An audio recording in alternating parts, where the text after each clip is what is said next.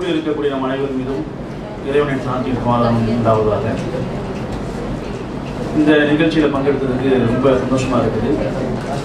மேடையில் விட்டிருக்கக்கூடிய கல்விமான்கள், எனக்கு எதிராக அமர்ந்திருக்கக்கூடிய மாணவர்கள், உங்கள் அனைவரையும் ஒரு சேர பார்ப்பதிலே மீண்டும் என்னுடைய மகிழ்ச்சியை நான் தெரிவித்துக் கொள்கிறேன். நஷ்ருல் இஸ்லாம் அகாடமியை பொறுத்த மட்டிலே இந்த அகாடமியிலே பயணிக்கக்கூடிய மாணவர்களுக்கு தெரியும், இஸ்லாம் சார்ந்த பாடங்களை பயிற்றுவிக்கக்கூடிய ஒரு நிறுவனம் தான் நஷ்ருல் இஸ்லாம் அகாடமி. உளவியல் சம்பந்தமான பாடங்கள் மக்களுக்கு மத்தியிலே வரவேற்பு பெற்று வருகிறது என்கிற ரீதியில் பல நிறுவனங்களும் பல கல்வி ஸ்தாபனங்களும் உளவியல் கல்விக்கு முக்கியத்துவம் கொடுத்து அந்த பாடங்களை தங்களுடைய அகாடமியிலும் இணைத்தார்கள். அந்த அடிப்படையில் நம்மளுடைய அகாடமியிலும் உளவியல் கல்வி மாணவர்களுக்கு போதிக்க வேண்டுமே என்று யோசித்த நேரத்திலே பல உளவியல் நிபுணர்கள் அல்லது உளவியலை போதிக்கக்கூடியவர்கள் அல்லது உளவியல் கல்வியினுடைய அடிப்படை எதுவாக இருக்கிறது என்றால் இயற்கையை உணர வேண்டும் அல்லது இறைவனை நிராகரிக்க வேண்டும் என்கிற கோணத்தில் தான் உளவியல் கல்வியெல்லாம் போதிக்கப்பட்டு வருவதை நம்மளால் பார்க்க முடிகிறது. அப்போ இந்த நேரத்தில் இறைவனை நினைக்க வேண்டும், இறைவனை உணர வேண்டும் என்கின்ற அடிப்படையில உளவியல் ரீதியாக நடத்தப்படக்கூடிய அத்தனை விஷயங்களும், உளவியல் ரீதியாக நாம் புரிந்து கொள்ளக்கூடிய அத்தனை விஷயங்களும் இதற்கு பின்னால் இருக்கக்கூடியது இறைவனுடைய சக்திதான் என்ற அடிப்படையில் ஒருவர் இந்த உளவியல் பாடத்தை நடத்தி வந்து கொண்டிருப்பது நமக்கு ஒரு பிரமிப்பை தந்தது. அது யார் என்று உற்று நோக்குகிற பொழுது அது நம்மளுடைய ஆசான் ஹுசைன் பாஷா அவர்களாக இருந்தார்கள். நம்முடைய ஆசான் ஹுசைன் பாஷா அவர்கள் எழுதியிருக்கக்கூடிய பல புத்தகங்கள் இஸ்லாமிய கல்வி பாடசாலைகளில் அது பயிற்றுவிக்கப்படக்கூடிய புத்தகமாக இருக்குது. அது அவங்களுக்கு தெரியுமான்னு தெரியல.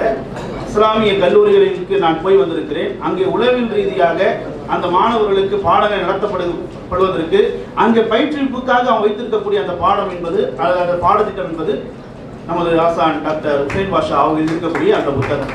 ஆக இப்படியாக இருக்கிற பொழுது இவங்களை கொண்டு, சார் அவர்களை கொண்டு உளவியல் பாடத்தை நடத்துவதில் நமக்கு எந்த விதமான ஐயப்பாடும் இருக்க முடியாது, நமக்கு எந்த விதமான பிரச்சனையும் இல்லை என்பதை நாங்கள் உணர்ந்த ரீதியில் சாருக்கு நாங்கள் என்ன செஞ்சோம் அப்படின்னா ரெக்வஸ்ட் பண்ணோம். சாரும் எடுத்து பண்ணுங்களேன் அப்படின்ட்டு நமக்கு ஒரு அனுமதி கொடுத்தாங்க. அப்போ அந்த அடிப்படையில் சாரோடு நாங்கள் பயணித்து வருகிறோம்.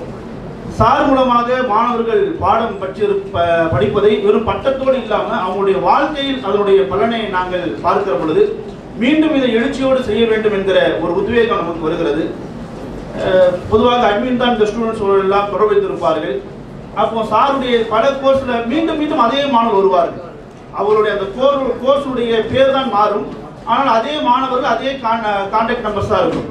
அப்போ எந்த அளவுக்கு சாருடைய அந்த டீச்சிங், அந்த பயிற்சிப்பு அந்த மாணவருடைய வாழ்க்கையோடு சேர்ந்து இருக்கிறது என்பதை என்னால் புரிய முடிந்தது. ஒரே மாணவர் தான் எல்லா கோர்ஸும் இருப்பார்கள். அப்போ அட்மின் சிலாகித்து பேசுவார்கள், இவர்கள் சாருடைய தீவிர மாணவர்கள்.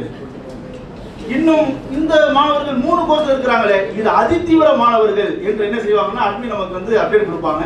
அப்போ அந்த அளவுக்கு சாருடைய அந்த பயிற்சிப்பு என்பது மாணவருடைய வாழ்வோடு அது கலந்து போயிருக்கிறது.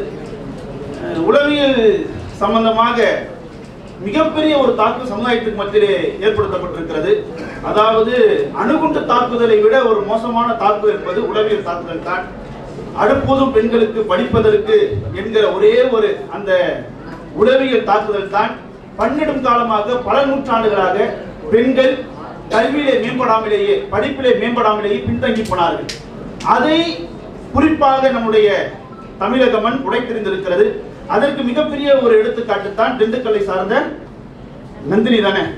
600க்கு 600 முழு மதிப்பெண் எடுத்து நந்தினி என்ற பெண் எடுத்திருக்கிறார், சாய்ச்சிருக்கிறார். அப்ப அது போன்று எங்கே எல்லாம் உளவியல் ரீதியாக சமுதாயம், குறிப்பாக பெண்கள் தாக்குதலுக்கு ஆளாகி அவர்கள் வளர விடாமல் அவர்களுக்கு அது ஒரு தடையாக இருந்திருக்கிறதோ, சார் தங்களுடைய அந்த உளவியல் பாடங்கள் மூலமாக அவர்கள் யார், உன்னை நீங்கள் உணருங்கள். சாருடைய ஆரம்ப பாடங்கள் உணர்வாய் உன்னை. அப்பொழுது சார் எனக்கு தெரியும், உணர்வாய் உன்னை என்ற ஒரு பாடங்களைத்தான் அவர்கள் மக்களுக்கு மத்தியில் கொண்டு சேர்த்தார்கள். அப்ப அதிலிருந்து ஒவ்வொருவருடைய அந்த சக்தியையும், ஒவ்வொருவருடைய ஆற்றலையும், ஒவ்வொருவருடைய திறனையும் சார் அவர்கள் அவர்களை உணர வைத்து, உங்களை யாரும் தூக்கிவிட வேண்டும், உங்களை ஊக்குவிக்க வேண்டும் என்று எதிர்பார்த்து காத்திருக்காதீர்கள், உங்களை நீங்களே ஊக்குவித்துக் கொள்ளுங்கள், உங்களை நீங்களே உருவாக்குங்கள் என்ற அடிப்படையில் அது சம்பந்தமான பல தெரப்பி, பல டெக்னிக்ஸ் சார் வந்து இந்த பாடத்திட்டம் மூலமாக மாணவர்களுக்கு பயிற்றுவித்து இன்று பல ஆயிர மாணவர்களை சாதனையாளர்களாக உருவாக்கி இருப்பது சாருடைய சாதனையாக நம்மளால் பார்க்க முடிகிறது.